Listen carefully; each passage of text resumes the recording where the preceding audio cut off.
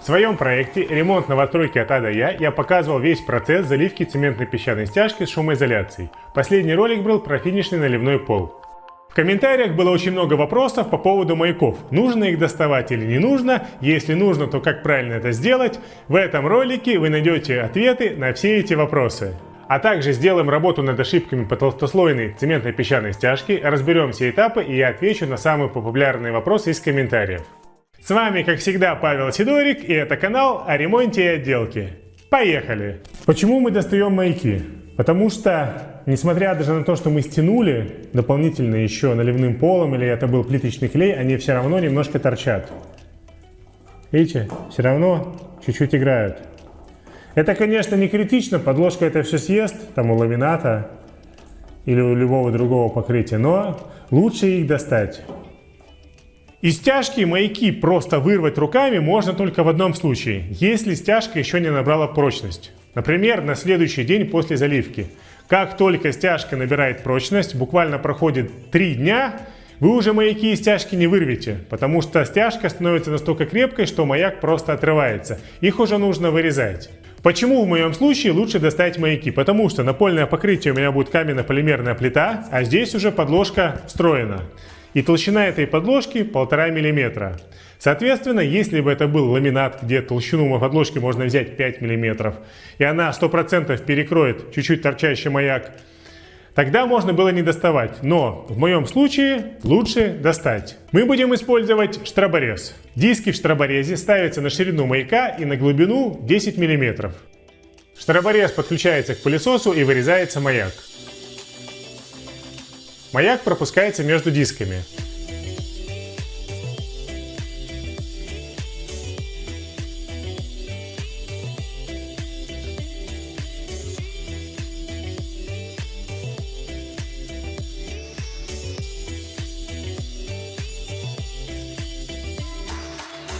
По краям штроборез не достает. Там выбиваем перфоратором. После резки маяк достается из стяжки.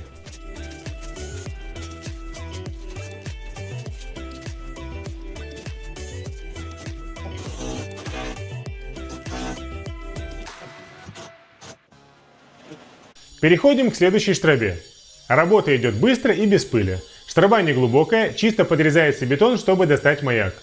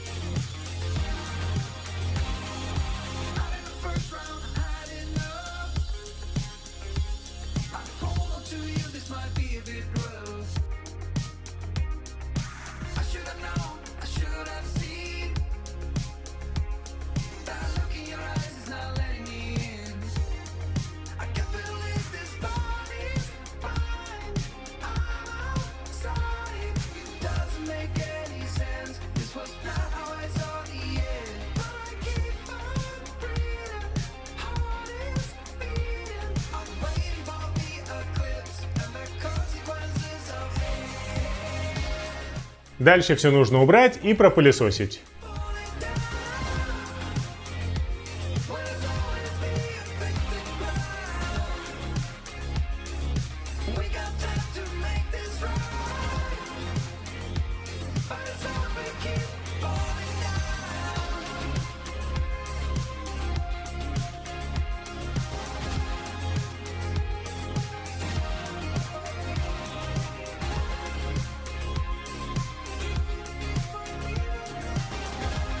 Маяки вырезаны, все убрано и штробы пропылесошены.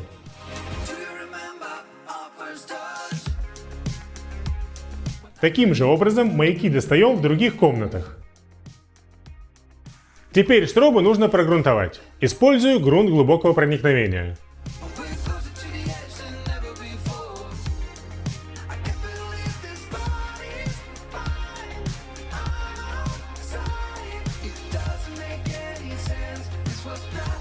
После нанесения грунтовки ждем 2 часа, чтобы она высохла.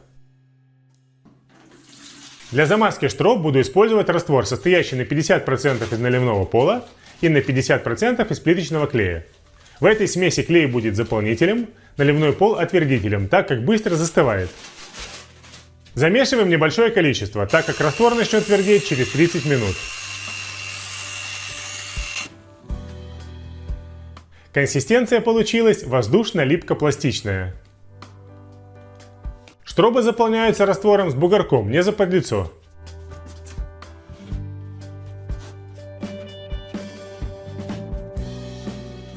Вообще, для заделки штроб от маяков можно использовать любой цементный раствор.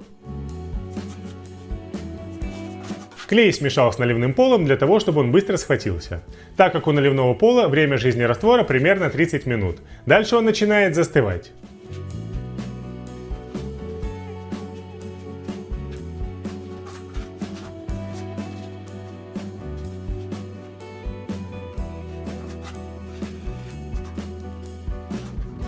Если замазать штробу заподлицо со стяжкой, то раствор втянется и будет бороздка, а по краям наслоение.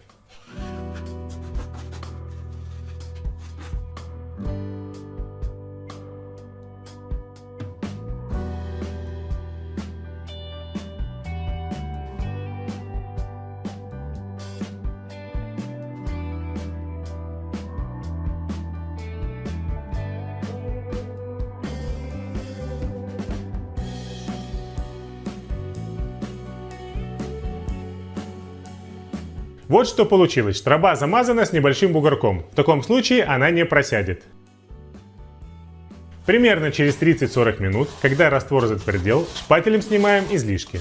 Так как он не набрал еще полную прочность, это сделать относительно легко. Раствор снимается, но в то же время он уже не просядет.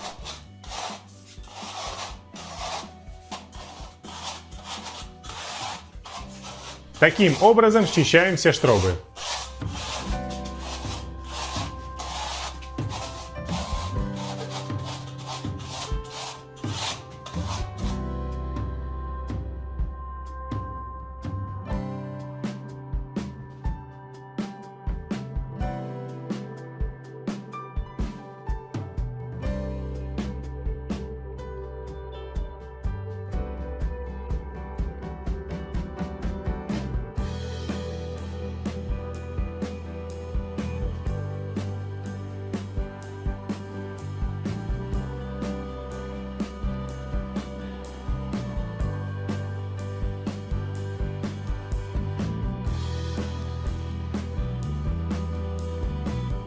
После счистки нужно все убрать и пропылесосить.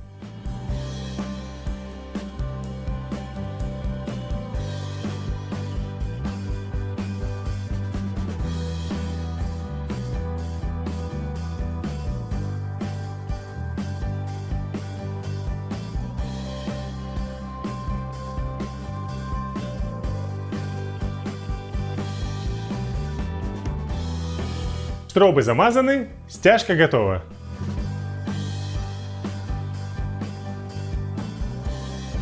Шов получился в один уровень со стяжкой. Ну и конечно же, в итоге вся стяжка ровная. Ребята, в отделке и ремонте ручной инструмент играет такую же важную роль, как и электрический. Онлайн-гипермаркет всеинструменты.ру прислал мне ручной инструмент DeWalt, чтобы я протестировал его в своей работе. А также рассказал вам, что его сейчас можно эксклюзивно купить в магазине «Все инструменты». Больше этого инструмента нет ни у кого. Более того, при покупке ручного инструмента DeWalt вы можете получить промокод на 500 рублей и еще купить какой-нибудь дополнительный ручной инструмент, но уже со скидкой до конца 2021 года. Инструмент красивый и надежный, а также еще и технологичный. Есть очень много интересных решений, которые упростят и ускорят вашу работу. Если честно, даже жалко его пачкать. Качественный ручной инструмент – залог успеха в вашей работе. Перейти на акцию вы сможете по ссылке, которая находится в описании внизу ролика. Теперь придется переделать мои вертикальные стенды под новый инструмент. Первая часть ролика закончена. Во второй части я расскажу про стяжку то, что не рассказал в предыдущих сериях. Сделаем работу над ошибками и отвечу на самые популярные вопросы в комментариях. Во всех роликах про стяжку пишут вопросы по поводу слишком большого веса заливаемого раствора. Выдержит ли перекрытие такую нагрузку, как стяжка, которую я сделал? Здесь перекрытие 220, здесь монолитное перекрытие 220 мм. Оно выдерживает, у него рабочая нагрузка 800 кг на метр квадратный. Стяжку я сделал примерно 140 кг. То есть у меня 7 см стяжки, метр квадратный, это где-то примерно 140 кг. До того, как я заливал стяжку, здесь от застройщика была точно такая же стяжка. Моя стяжка даже получилась легче, потому что я, во-первых, ее сделал тоньше, а во-вторых, всовывал внутрь, как заполнитель, экструзионный пенополистирол. Поэтому, если, соответственно, нагрузка на перекрытие 800 кг, минус 140 кг стяжки, минус перегородки, то есть еще остается довольно-таки большой запас прочности. Если мы берем какие-то старые перекрытия в хрущевках, тоненькие плиты, то там уже вопрос другой. Там плита выдерживает всего 400 кг или 300 кг. Там уже нужно делать какую-то стяжку полегче. Например, для стяжки в хрущевке я использовал больше заполнителя. Применял керамзит и пенополистирол, чтобы сделать стяжку легче и снизить нагрузку на плиту. Второй вопрос про шумоизоляцию. Многие почему-то подумали, что я использовал экструзионный пенополистирол в качестве шумоизоляционного слоя. На самом деле в моей стяжке шумоизоляционный слой — это тяжелая мембрана. То есть это рубероид с войлоком. А что касается экструзионного пенополистирола, это просто заполнитель. Потому что фактически пенополистирол получается дешевле, чем готовая стяжка. Поэтому его целесообразно использовать в качестве заполнителя, чтобы уменьшить вес и уменьшить трудозатраты. Во время заливки стяжки я допустил одну ошибку. Вернее, после заливки стяжки я преждевременно отрезал демпферную ленту. Почему я отрезал? Потому что снимал ролик и хотел показать, как это все будет выглядеть уже в законченном варианте. Я тогда подумал, что если понадобится, я пристрелю новую ленту. Но по факту, когда мы стягивали все наливным полом, наливной пол затек в шов между стяжкой и стеной, и его пришлось оттуда немножко подбивать перфоратором, чтобы не было связи стяжки и стены. В этот шов попал наливной пол, и пришлось все подбивать перфоратором, чтобы отвязать стену от стяжки. На самом деле, конечно же, демпферную ленту лучше всего отрезать уже потом, после наливного пола. Или плиточного клея. Когда я заливал стяжку, я дал неправильную информацию по поводу армировочной сетки. Я сказал, что армировочная сетка должна быть в середине слоя. На самом деле, армировочная сетка должна быть внизу слоя. На данной картинке видно, как работает арматура в стяжке на растяжение, если она находится внизу. Вариант А без арматуры, вариант Б с арматурой. У меня она, в принципе, и получилась внизу слоя, стяжка 7 см, а сетку я поднял на 2,5 см. Можно было даже ее сделать ниже. Что касается прочности стяжки. Я делал стяжку прочностью М300. Вообще, для бытовых условий можно брать стяжку гораздо меньшей прочности, М200 или М150. Почему? Потому что в таком случае стяжка более ремонтопригодна. Вернее, не стяжка, а коммуникации, которые лежат в стяжке. Если вдруг надо будет ее вскрыть, то стяжку М150 вы разобьете гораздо легче, чем стяжку М300. А на эксплуатационные характеристики в бытовых условиях, в принципе, это ни на что не влияет. Если мы берем стяжку где-то в гараже, где заезжает тяжелая техника, то, конечно же, там нужно использовать стяжку М300. У толстослойных стяжек есть одна проблема. При высыхании, когда вы ее заливаете, она может немного деформироваться. То есть края могут подниматься или выкручиваться пропеллером. Я задавал вопросы технологам, почему это происходит. Внятного ответа я у них не получил. Предположительно, это происходит из-за неравномерного высыхания. Как решить эту проблему? Посмотрите, какой конструкции стяжку сделал я у себя. В программе SketchUp я смоделировал свою стяжку. Серая часть от основания с шумоизоляцией, посередине оранжевый экструзионный пенополистирол, по краям белая демпферная лента. Пенополистирол не доходит до стены.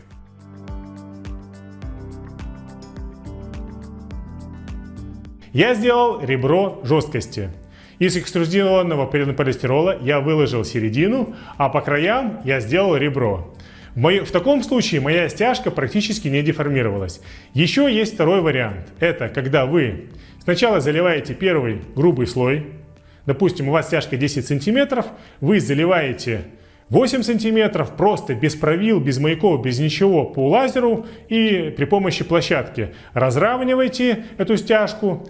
Как только она уже через несколько дней схватилась, вы делаете финишный тонкослойный слой по маякам или заливаете наливайку. В таком случае стяжка точно не деформируется. Как вариант, в качестве основного заполнителя можно использовать керамзит с цементом или пенополистирол, а сверху все это заливать уже армированной стяжкой. Были вопросы по поводу конвектора. Конвектор устанавливается после стяжки, когда у вас есть напольное покрытие. Писали, что почему нельзя сразу все померить до миллиметров, выставить. На самом деле в стройке не так все просто. Не все так прям выставляется до миллиметров. Те же самые маяки, тот же самый конвектор. У лазерного луча толщина плюс-минус там 1,5-2 мм. Поэтому лучше все делать, когда у вас есть напольное покрытие.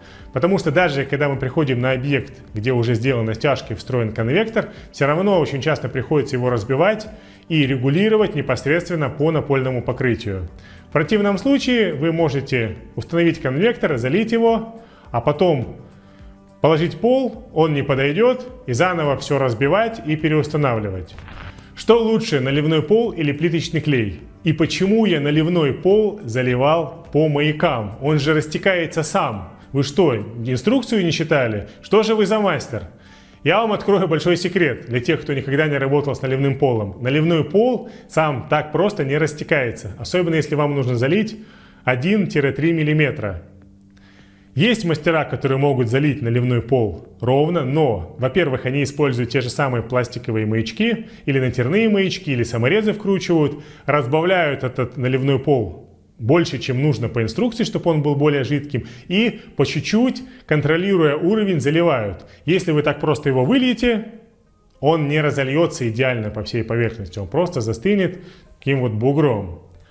Что касается плиточного клея и наливного пола, я работал и тем, и другим. Наливной пол мне понравился лучше, больше. Почему? Потому что его залил, и через полчаса по нему можно ходить. Его точно так же можно подрезать. У плиточного клея есть преимущество, что его можно заливать, стягивать им можно по свежей стяжке, буквально на следующий день. Плиточный клей нужно, не плиточный, а наливной пол, нужно читать инструкцию, через какое время можно его заливать после того, как была залита стяжка. В некоторых случаях это 28 дней, в некоторых случаях это меньше. В общем, в любом случае нужно читать инструкцию. Смета на материалы и работу. Ну что, ролик подошел к концу. Если вам понравилось, то, конечно же, ставьте лайк, подписывайтесь на канал, пишите комментарии. Желаю всем хорошего настроения, до новых встреч! Know you've been a good friend, and that's in the thick and thin.